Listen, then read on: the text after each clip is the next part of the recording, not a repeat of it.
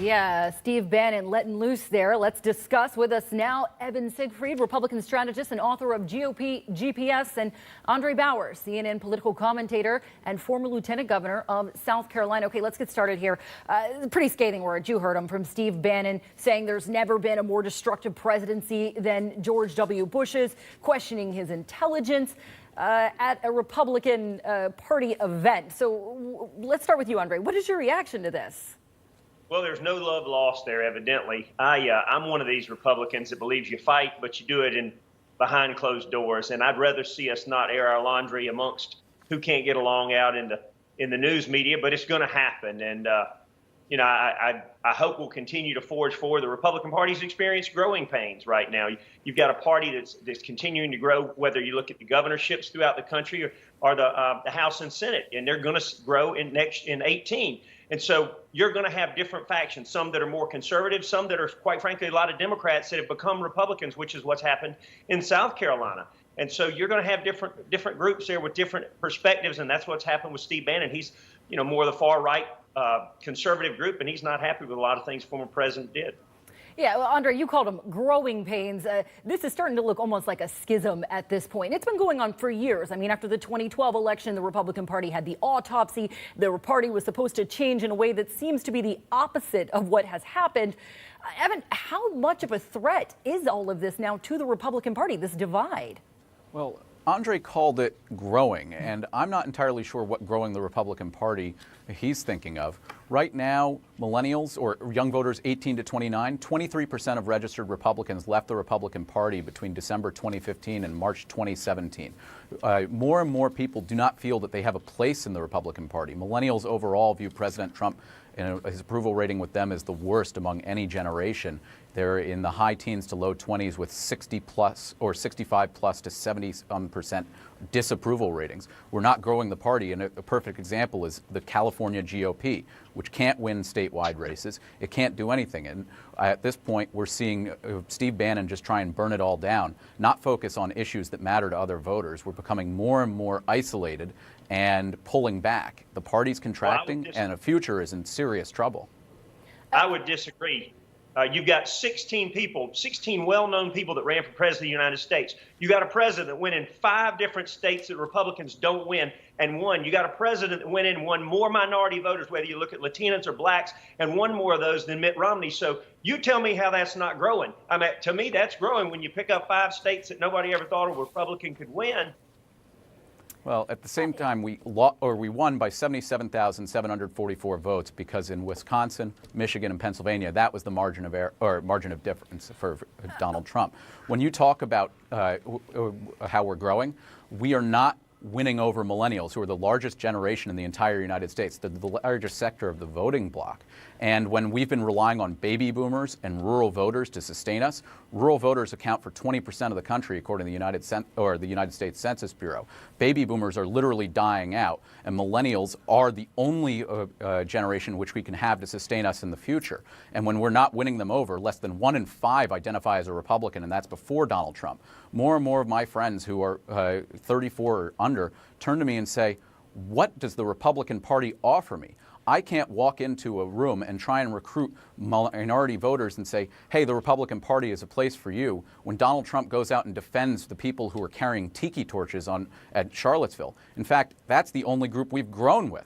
If you're running around and saying you will not replace us, the Republican Party is already starting to sound like an attractive place. It's not attractive for anybody else. It doesn't offer solutions. It doesn't talk to issues. Real quick, Andre. Let me move on to something real quick, because what Evan just brought up there sort of alludes to what the past presidents, President Bush and Obama, taking those thinly veiled swipes, maybe not so thinly really, against President Trump's administration, it appears, on the same day Bannon sort of let loose on Bush. How rare do you feel like this is? I mean, former presidents, bipartisan criticism of their successor. What do you make of the fact 2 of them did it on the exact same day, Andre?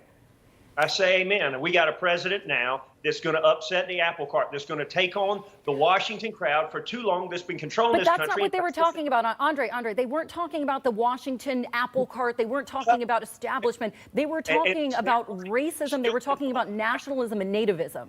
It's their appointees that are still controlling Washington, and Donald Trump is trying to get them out of office, and he's trying to take on what's been controlling Washington for years, and that's the big money. That's the corporate crowd. He's fighting that group, and they don't want him to fight them. They want to keep making all the money. They want the American people to suffer, and we got a president that's not worried about Poland, that's not worried about offending people, that's fighting these battles that, quite frankly, no other person was willing to fight. I'm sorry, that's a complete sense of malarkey, as Joe Biden would say.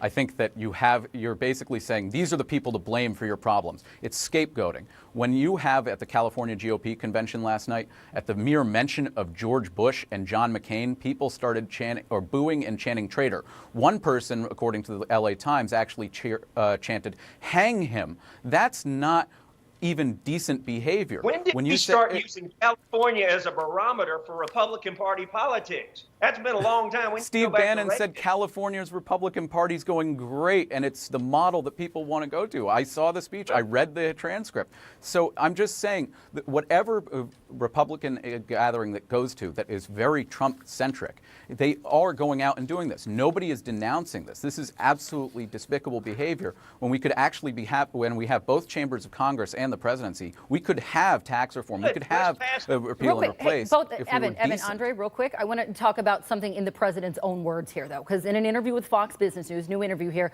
the president seemed to have some pretty great confidence. You're talking about getting things done. That tax reform plan would pass.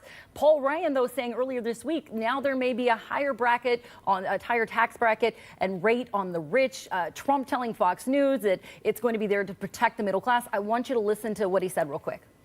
Has really not done very well over the last long period of time. And so when Paul mentions maybe one more category, which I'd rather not have, it may not happen. But the only reason I would have, and he does say this, he's very plain in what he said, is if for any reason I feel the middle class is not being properly taken care of. Is this evidence of the president compromising, or is it he's just trying to avoid healthcare 2.0 here? Andre? I think look, we've got a president that has been more willing to compromise than we've seen in the past. He's gone to the Democrats when he needed to cut a deal. He's gone to the Republicans. He's offered, he wanted 15%. He's come up to 20. But nothing's come of that yet, Andre. I mean, nothing has come of that attempt and compromise, and then he sort of burned the bridge afterward. We're 9 months in, and so something did come with a compromise. You got an extended budget now that may not have happened. You may have had the government shut down. So he did find a way to make it happen in working with Democrats. I mean, I know the Democrats want to criticize him. They ought to be happy they got a president that's walking across party lines and saying, hey, I'm willing to work with anybody that's willing to help the Americans move forward. And on tax reform, something's going to happen. You are going to see a tax plan passed. Will it help everybody? Absolutely not. But the number one goal of this administration is make sure the working folks have more money to take home in their paycheck, and it's about time somebody stuck up for them, because they don't have a lobbyist in Washington other than a guy that ran against 16 Republicans and said, I'm going to be different, and he is. All right, Evan, real quick, I want to hear a quick reaction from you on the tax reform situation. Well, I think Andre and I will actually agree on tax reform, and that we won't even be contentious. The only thing that I don't like is the SALT deduction elimination, which allows places like New York, California, Illinois to triple tax its citizens, and I don't think that's pretty fair. But at the same time, I think the president and the deals he's been making, he didn't exactly strike a deal. The Democrats came and said, we want this extension, 3 months. Republicans came in, Mitch McConnell and Paul Ryan, and said 2-year extension. And President Trump said no. 18 months, no. 15 months, no. The Democrats got everything they wanted because Donald Trump wanted to spite Mitch McConnell. I'm going to have to cut you off there, Evan. I appreciate both of you. Evan, Andre, thank you so much.